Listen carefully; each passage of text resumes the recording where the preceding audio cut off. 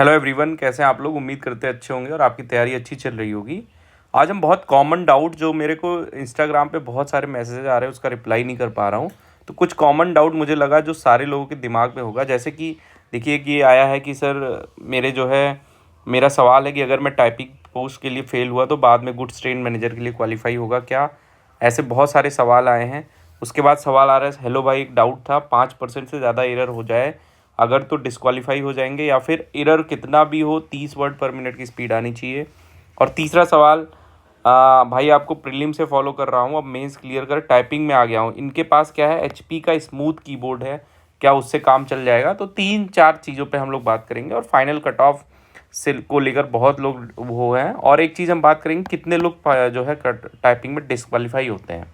ठीक है, तो पूरी वीडियो अंत तक देखिएगा। वीडियो अच्छी लगे तो लाइक करिए और कोई भी डाउट हो तो आप इंस्टाग्राम पे पूछ सकते हैं। अगर मुझे ऐसा लगा कि वो सबका डाउट होगा तो मैं वीडियो बनाऊंगा, नहीं तो आपको रिप्लाई मैं 100% देता हूँ। बाकी टेलीग्राम चैनल से भी जुड़ सकते हैं, वहाँ हम लोगों ने टारगेट सीरीज टारगेट ग्रुप बनाया है जिसमें हम डेली टारगेट आपको आरआरबी एनटीपीसी 2025 और 26 के लिए प्रोवाइड करते हैं। चलिए स्टार्ट करते हैं। तो सबसे पहला वाला जो डाउट है, देखो इन्होंने क्या कहा है, मेरा मुंबई जोन में 67.56% मार्क्स है आरआरबी एनटीपीसी सीबीटी 2 में। मेरा सवाल है कि अगर मैं टाइपिंग पोस्ट के लिए फेल हुआ तो बाद में गुड्स ट्रेन मैनेजर के लिए क्वालिफाई होगा क्या।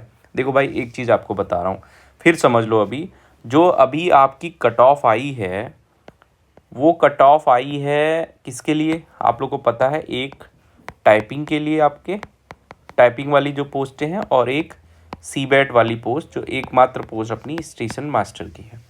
अभी आपकी सीसीटीएस की कट ऑफ नहीं आई है, अभी आपकी जीटीएम की कट ऑफ नहीं आई है।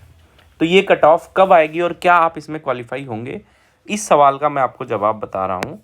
देखो, अभी टाइपिंग में मान लो आप टाइपिंग देने जाते हो, पहले तो ये सिनारियो समझो कि आप सीबीटी 1 में आपने सबसे पहले आपको ये सोचना है कि कौन कौन सी कट ऑफ के लिए क्वालिफाई। मान लो आपने एसएम के लिए भी किया, जीटीएम के लिए भी किया, सीसीटीएस के लिए भी किया, और टाइपिंग वाली पोस्ट जेडबलए और सीनियर क्लर्कम टाइपिस्ट के लिए भी किया है।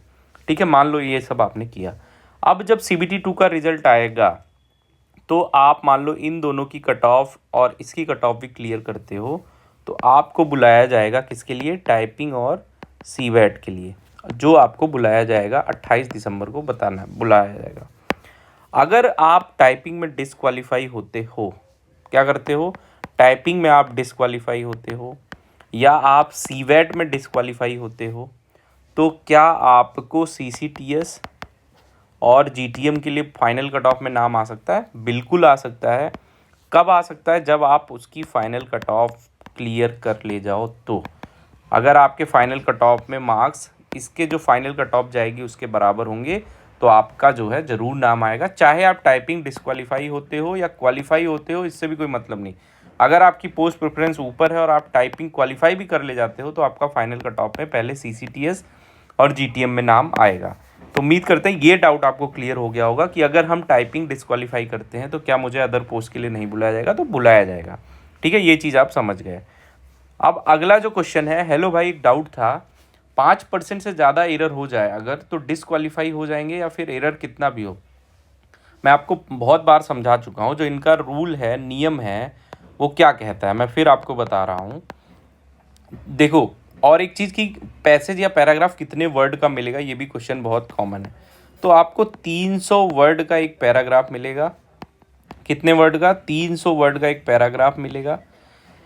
इस पैराग्राफ को आपको टाइप करना है। आपने मान लो इसको एक बार टाइप कर लिया 7 मिनट में, ठीक है, फिर 7 मिनट के बाद 3 मिनट बचेंगे आपके पास, उस 30 मिनट में आप इसको दोबारा, तो मैं एक मानता हूँ मोटा मोटा कि आपने 400 वर्ड टाइप कर लिए। कितने वर्ड टाइप कर लिए, 400 वर्ड। अब इन 400 वर्ड में जो नियम है रेलवे का कि 5% मिस्टेक आपकी क्या हो जाएगी, माइनस होगी, मतलब वो इग्नोर कर दी जाएगी। क्या कर दी जाएगी, इग्नोर। तो 5% इसका कितना हो गया, मतलब 20 फुल मिस्टेक या जो फाइनल काउंट ऑफ मिस्टेक आएगी वो आपकी अवॉइड या इग्नोर कर दी जाएगी। ठीक है, अब मान लो आपने 30 गलती करी है, यही चीज़ इसमें समझना, नहीं तो भाई बहुत धोखा खाओगे। अब मान लो आपने 30 गलती करी है, ठीक है, उस 30 गलती में 20 तो आपकी जो है वो इग्नोर कर दी गई, बची कितनी गलती, 10।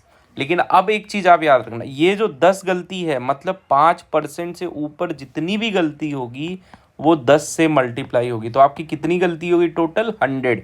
आपने वर्ड कितना किया था? आप टाइपिंग स्पीड आपकी अगर हम काउंट करेंगे तो 400 वर्ड आपने टाइप किया था, इसमें गलती कितनी हो गई? 100, और इसको डिवाइड कर दिया हमने 10 से, तो आपकी आ गई 30 वर्ड पर मिनट स्पीड। अब सपोज करो कि आपने 31 गलती कर दी होती, तो 31 गलती करते ही 11 गुणे 10 हो जाता और ये हो जाता है 110। तो मतलब यहाँ पे आ जाता 400 माइनस 110 डिवाइडेड बाई 10। तो आपका 30 वर्ड पर मिनट कभी नहीं आता।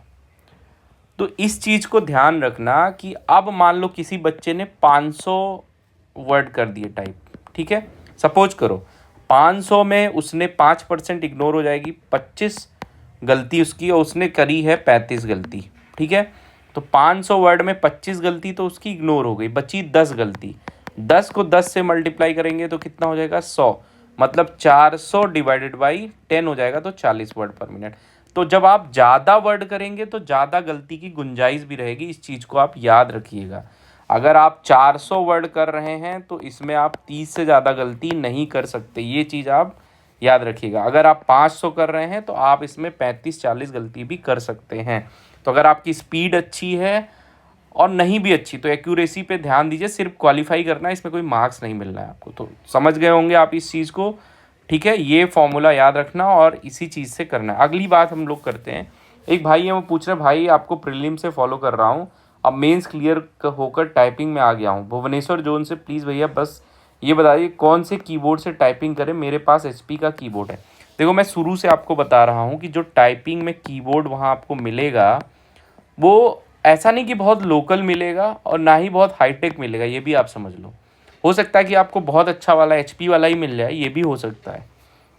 लेकिन आपको करना क्या है, मैंने पहले भी बताया था, एक मेरी वीडियो पड़ी है कि आपको एक प्रीमियम थोड़ा सा जो अच्छा वाला कीबोर्ड है उससे ट्राई कर लो, और एक जो 200-250 वाला मार्केट में कीबोर्ड मिलता है सस्ता सा वो ले आओ, ठीक है। और मैं कहता हूँ कि आप ये 200-250 वाला लाएंगे ना, स्टार्टिंग में करना शुरू करेंगे, इसकी कड़ी हार्ड कीज़ होती हैं और बाद में ये नॉर्मल हो जाएगी। और अगर आपकी स्पीड 40 से ज़्यादा है और आप कॉन्फिडेंट हो तो किसी भी कीबोर्ड से आप किए रहो, आपकी टाइपिंग क्वालिफाई हो जाएगी। फिर मैं बता रहा हूँ आपको कि समझ लो 300 वर्ड जो है वो 300 वर्ड का पैराग्राफ होगा जिसको आपको 10 मिनट में ख़त्म करना है। तो ख़त्म ज़्यादातर लोगों का 7 से 8 मिनट में हो जाता है। रीटाइप करना है इंटर करके, रीटाइप करने के बाद आपका फाइनल काउंट जो होगा वो मिस्टेक काउंट होगा और उसमें आपकी कट ऑफ क्लियर हो जाएगी। तो ये समझ लो कि टाइपिंग बहुत इजी है, बहुत इजी पैराग्राफ आते हैं। अब बता देते हैं आपको कितने लोग फेल होते हैं टाइपिंग में।